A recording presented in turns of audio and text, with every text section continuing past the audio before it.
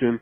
I don't think it was a lack of effort, because watching these guys every day, watching practice, being in some meetings and all of those things, watching their mindset, watching their attitude, I think things just didn't go right. Sometimes you look at the previous year, 17 with the advancing to the NFC Championship game, they got a lot of breaks. Even though there were injuries, they got a lot of breaks. And sometimes the ball has to bounce your way. Last year, the ball bounced away from them. You talk about the injuries. You talk about Cookie going out. You talk about the O-line. You talk about all of those things. You talk about, Ev being away from the team, what that did emotionally. All of those things, people say, well, you just plug and play. That's easier said than done. When you have a key cog to your football team in your locker room, be one of the leaders, it has an effect. And people are affected in different ways. So I think coupled with that, and even the start of the season, I mean, Tony Sperano, losing him, that played a huge part. So I think I'll couple it this way. Last year just was not our year.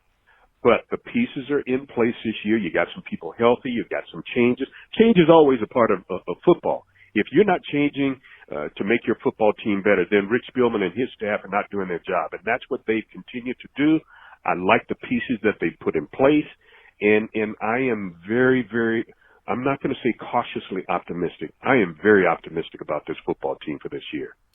I think a lot of people are as we entered year 2 of Kirk Cousins, and I want to start with him as well. Kirk Cousins, same quarterback, same offensive coordinator. The Vikings haven't been able to say those two things a lot in the past, starting with the same offensive coordinator and quarterback as the year before that. How much of a difference do you think it'll make having these two have a full offseason together, and now we'll get a full training camp together between Stefanski and Cousins? I think it's going to make a huge difference. I think Kevin Stefanski grew by leaps and bounds as an OC last year. Now, here is the wild card. You've got Gary Kubiak, who now is as an advisor to both Kevin and to Kirk. Let's face it. You've got a guy that's been in the trenches. He's been in the huddle. He's been between the lines. Been there, done that. A winning pedigree. He's done it. So the knowledge, the wealth of knowledge and confidence that he's going to bring in that quarterback room, in that offensive room, it's going to be enormous. Now, just consistency by itself, they're going to grow by leaps and bounds. Now you add Kubiak into the mix, a veteran coach, a veteran player. I mean, this guy's been a head coach. Come on. What better scenario that you can think of to have two head coaches? Now Zim can focus on the team, and Stefanski and Kubes can focus on the quarterback, all of those situations, that offensive piece. Yeah, although Zim is the head coach, he'll have a say in things, but that's something that he can take away because you got Gary Kubiak. Now Stefanski in his second year as OC, Kirk, second year as a starting quarterback. I think it bodes well for this football team. I'm really excited about that piece of Minnesota Vikings football. Yeah, and Gary Kubiak, you hit it on the head. I mean, this guy is a proven winner. He won Super Bowl 50 with the Denver Broncos. He's worked with some amazing quarterbacks, clearly. In 98 and 99, he was the offensive coordinator with the Denver Broncos, so he's working with John Elway. So this guy has been there, and I think that's why the excitement around the team is, okay, we've got a proven champion in here, and this is the goal we're trying to reach. So very excited to see what Kubiak does. Well, one other thing before we leave Gary, here's the other piece. You can have all of those accolades, you can have all of those accomplishments, but if your personality it doesn't blend in with the mix that you already have, it's a recipe for disaster. You look at the personality of Gary Kubiak. He's cool, calm, collect. He's as my former fraternity brother Stuart Scott would say, he's cool as the other side of the pillow. And that's the thing that I really, really like about it. Those are intangibles that you just can't find each and every day. You can plug some pieces into place and they just don't fit. You're trying to force a square peg into a round hole and it just doesn't work. But this seems to be working so far, and I really, really like what it's going to mean for the team. And great point, Greg, and great insight as you tell us that this guy's personality fits, because I think a lot of people don't look at that aspect of things, and that's why we have you on. Great job by that. We're here with Greg Coleman, former Vikings punter and the now sideline analyst for the Vikings Media Network. I want to talk a little bit about the draft, some of the draft picks on this team. Garrett Bradbury, NC State, huge, buying that offensive line, being able to move Pat Eflon to his natural position. And then the wild card, Irv Smith. What do you like about these guys, and do you think they can have an immediate impact this season? Pedigree, number one. His dad was a long-time player in the National Football League, a first-round pick. So he grew up around this game. He knows what it takes to be a pro. There's some things that you don't have to teach him. There's some things you don't have to coach him. And the fact that he's going to come in and play for this football team to have a 2 tight end offense, in certain situations, we're not going to be as predictable. So this is a huge, huge target for Kirk Cousins. And I really, having a chance to talk with her, during mini camp and OTAs and all of those things, he's not a wide-eyed rookie. Okay, he's excited about being on this football team, but there's some things that he's already experienced as being the son of an NFL player for a long period of time. He comes from a great college program, so he's prepared physically, mentally, emotionally. It's nothing but upside for Irv Smith Jr. And what about Garrett Bradbury? What do you think he'll bring to this team, just for the offensive line purposes? Double S. Come on. I know you got to ask the question. Okay, I get it. That's what they're paying you to do. But this kid is going to come in and solidify this offensive line. This is something, you talk about confidence, you talk about the straw that stirs the drink. It starts up front with the center and quarterback. And this kid comes in, he does not look like a typical rookie. He's taking control of the huddle, talking about a young leader already. I mean, so they are way ahead of the game already in what he's been able to bring for this football team. I mean, you talk about a lot of pieces in place, but it starts with the guy up front, and Garrett is going to be a solid player for a long, long time. And he can run. He can get out in front of the running backs. He can get down on that second level, keep his pads low. Everything that I've seen about him early on, I like already. See, we got to ask those types of questions, Greg. You just gave me some good stuff on it. We didn't know much about Garrett Bradbury, what he's doing. We didn't know he's becoming a leader out here. This is why we're asking the questions. Let's talk about the defense really quick. Listen, it's been the image of this team since Zimmer has taken over, and they're really returning everyone besides Sheldon Richardson. I mean, you've got Danielle Hunter, you've got Linval Joseph. Anthony Barr was going to sign out here in New York and said, I want to come back to play for a championship with the Vikings. What are your expectations here for this defense that, obviously was very suspect in the beginning of the season? I don't know what happened. Maybe they just need to find their groove.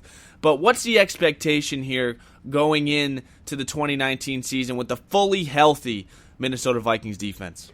Okay, I'm going to answer that question. Okay, bring me back to that question, but I want to get this off while it's on my mind. Go. Right? Yep.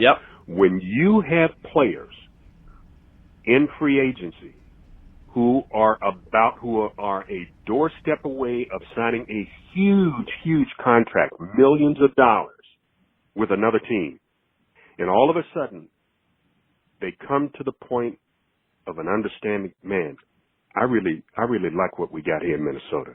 I'd like to be a part of that. I'm willing to sacrifice dollars. Come on, in this day and age of athletes being about, hey, it's about me and my money, that tells you something. You had several guys who had the opportunity to bolt and to go somewhere else. And you know exactly who I'm talking about. There is something brewing. There's something special brewing with this football team. And when Anthony Barr made that decision, that was a huge, huge marker for this football team. That's a huge marker in Mike Zimmer's hat, that this kid would give up, because you're only going to get 2 or 3 huge contracts. And for him to give up those kinds of dollars, that tells you. You talk about what creates, those intangibles. You talk about chemistry and all of those things. Those are the kinds of things that are not statistical. those are the kinds of things that people don't look at later on. But those are the kinds of things that build continuity, that builds brotherhood, that builds fellowship, builds relationships. And before you know it, I mean, man, people do better with people that they like. And this bunch of guys, they like each other. They hang out together. They travel together. They do vacations together. I mean, you know, when we were over in London last year, you know, I was privileged to be in some of the circles with some of the guys in some of the different pockets and see how they get along. This is a great football team, and these little intangibles are really, really going to pay dividends when the shim hits the fan, because things are going to get tough. But that brotherhood and that fellowship and the relationships that they have, trust me, it's going to pay dividends. Now, you talk about this defense, a healthy defense. I think it's going to be solid.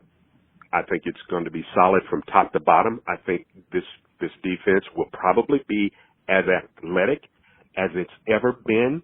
I think they're going to have to cut some good football players from that team. It's unfortunate that Hilton won't be there from the start, but he's a good young product. Yeah. Just got Holton Hill suspended 4 games, by the way. Yeah, well, yeah. I hope he can get his life together. You know, those are things that happen in life, okay? Because he's a good football player, and he has a future if he can conquer that piece. But you go down the line, you look at nose tackles. You know, you got big fella back, Linville Joseph. You know, on the other side, Tom. You know, TJ. You got Jalen Holmes, Daniil Hunter. Come on, you got Ev Griffin back. You got the linebacker crew.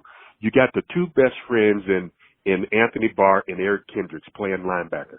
You know, and Eric Wilson did a good job, and Ben Gideon, you know, on first downs. You go to the secondary. Now, if Zaid can come back and duplicate what he had 2 years ago, I think he's going to be solid. McKenzie made some strides. Yes. Amp Harris. Come on. Who saw this coming? Nobody saw Amp Harris coming in, replacing Sendejo, and he did a solid job. Trey Waynes is maturing. I really, really can't find a whole lot of weaknesses in this football team. And the rookie class is going to give him some depth as well. Yeah, and I think Mike Hughes coming back is also going to help this team, because he seemed like he was starting. You know, the thing with the Vikings is, and I've always said this about his defense, it's solid, like you say. That's the word that you should use for this defense. But I would like to see them create more turnovers, be a little bit more aggressive, and I think Mike Hughes brings some of that to this team. You saw week 1 the pick 6, so I'm very excited. He's another guy that got hurt last year that kind of went under the radar, and he also was a punt returner. He was returning punts too. Yeah, and here's the thing. We look at the first line guys. We haven't even talked about this kid yet, you know, because he was on the injured list.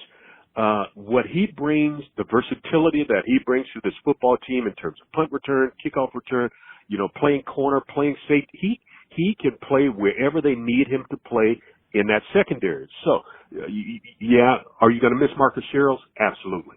But, you know, we haven't talked about special teams, but since we're there talking about Sherrills, Chad Beebe has an opportunity to step in and be special on special teams. Amir Abdullah, you know, on kickoffs, he's going to be vying for some playing time as well. But you know, the consistency with the kickers and the punters coming back, will there be a little battle with long snap? You know, the kid from the Air Force, Austin, against Kevin McDermott. But you know, I catch balls from Kevin McDermott every week. PATs, field goals, punts. Yeah.